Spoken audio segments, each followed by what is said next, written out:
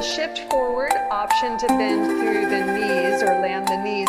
We'll bend the arms for chaturanga. Inhale up to upward facing dog. And exhale, we'll come into downward facing dog.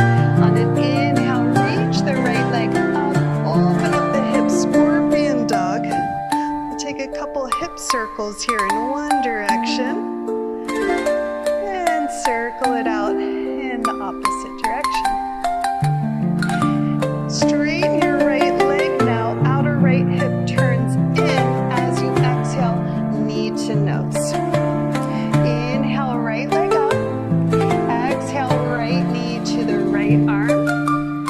Inhale, right leg up. Exhale, knee to the left arm. Thread the right leg through for a ball and triangle. Reach the left arm up, hips lift up. Set the hips down.